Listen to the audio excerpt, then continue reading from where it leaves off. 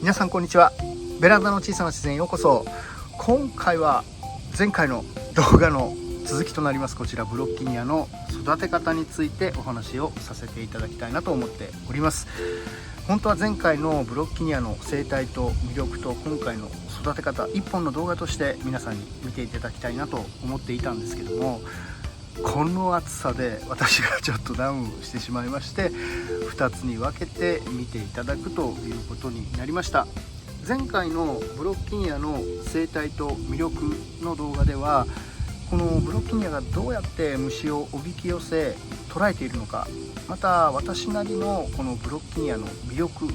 ていうところを、簡単ですけどもお話しさせていただいておりますので、まだご覧になったことのない方はですね、説明欄概要の方に動画のリンクを貼っておきますので、ぜひそちらから見ていただけたらなと思います。ではブロッキニアの育て方についてお話をしていこうと思うんですが、私はこの小さな3つの株で1年ちょっと、こちらの大きな株で1年半と、まだそこまで長くブロッキニア育てているわけではないんですけども、今回お話しするのは、私はこういう感じで栽培をしています、管理をしていますっていうことをお話ししていこうと思っておりますので、一つの参考として聞いていただけたらなと思います。このブロッキニアなんですけども、南米のギアナ高地に自生している植物です。ここは赤道直下なんですけども、標高がかなり高いので、今時期でも最高気温が30度前後、最低気温が20度前後と、日本と比べるとだいぶ気温が低いですよね。時期や標高の高さによっては朝晩もっと冷え込むみたいなんですけどもね。また雨季と乾季とあるんですけども、1年間を通して降雨量が非常に多いんですね。なのでこのギアナ高地のようなところに自生している植物を育てる場合、日本だと冬は加温して夏は涼しくして空中湿度を高めに保って栽培をする、管理をするっていうのが基本になってくるんですけども、同じ自生地のヘリアンフォラ、私はこんな感じで冬場以外はサラセニアと同じような管理をしているんですけども、このヘリアンフォラなんかはほとんどの方が室内で水槽とか衣装ケースとか温室を使って、夏はですねクーラーなどで気温を低く保って、またミスト装置とかそういったものを使って湿度をねかなり高めに保って、太陽光の代わりに LED ライトを使って栽培されている方が多いと思うんですけども、ただブロッキニアに関しては私と同じように冬場以外はこうして屋外で直射日光に当てて育てている方っていうのが多いんじゃないかと思うんですけどもね。まずは1年を通しての管理なんですけども、先ほどお話ししたようにギアナ高地自生ということで、夏の暑さと湿度、高湿度を保たないといけないっていうところが気になるところなんですけども、このブロッキニアはそこら辺は全然大丈夫みたいですね。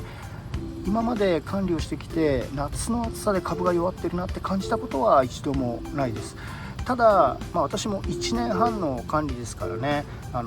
あまり偉そうには言えないんですけども、もちろん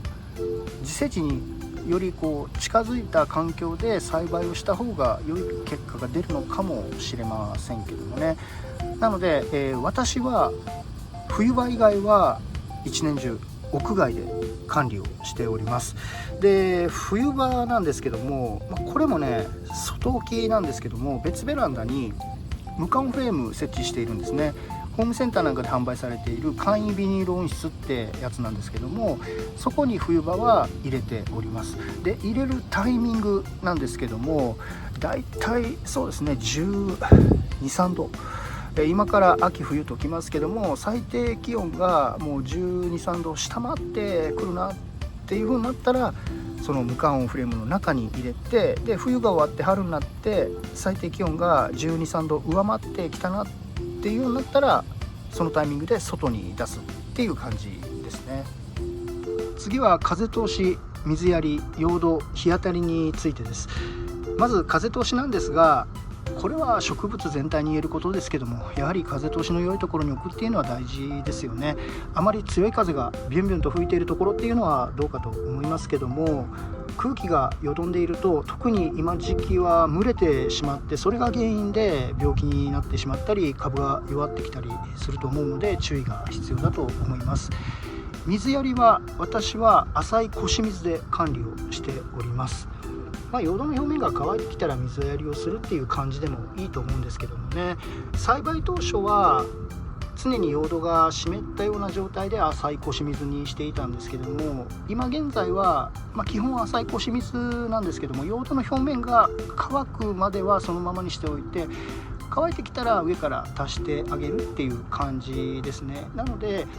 用土の表面が乾いてきている状態の時は下にある水っていうのはほとんどない状態ですね。ただ今はこの毛線苔を入れてある盤中に入れておりますので、常に用土は湿った状態になっております。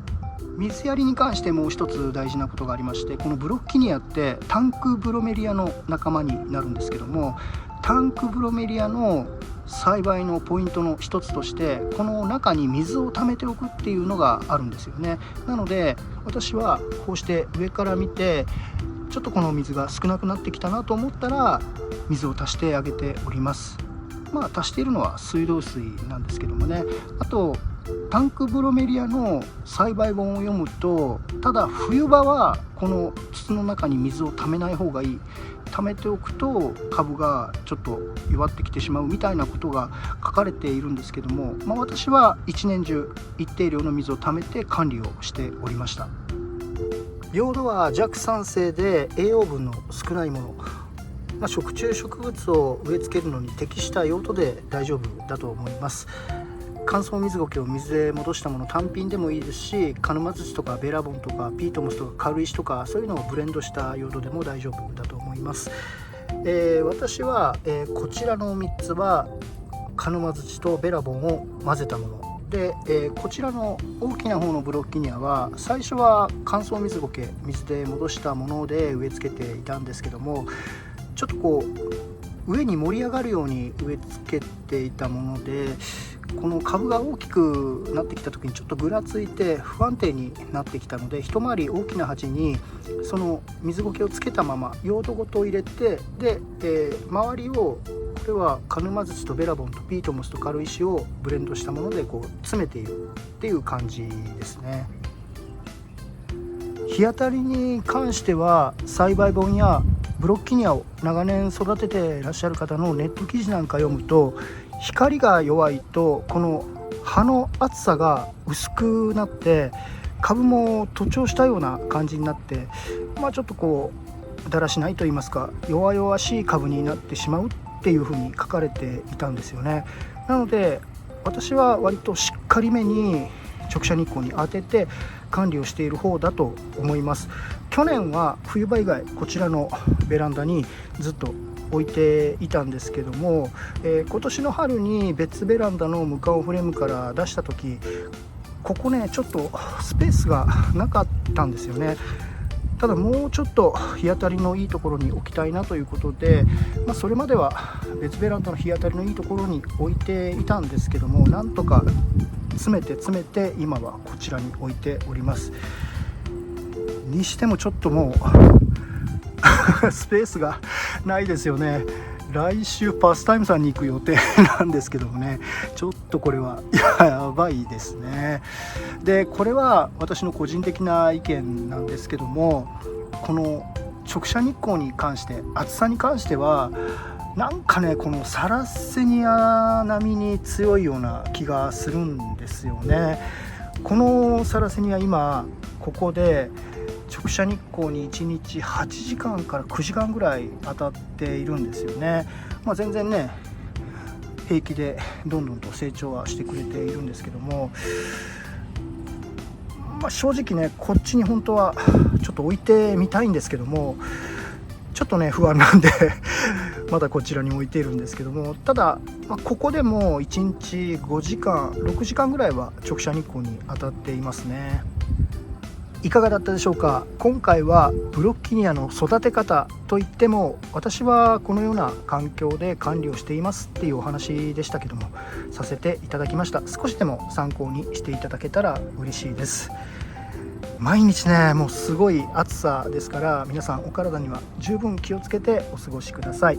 私のチャンネルは食虫植物栽培を始められたばかりの方、またこれから始めてみようかなって思ってらっしゃる初心者さん向けの内容になっております。これからも食虫植物に関するいろいろな動画を上げていきますので、またぜひご覧になってください。あと過去の動画にも初心者の方には何かしら参考にしていただけるような動画がいくつかあると思いますので、そちらの方もまだご覧になったことのない方はぜひご覧になってください。よ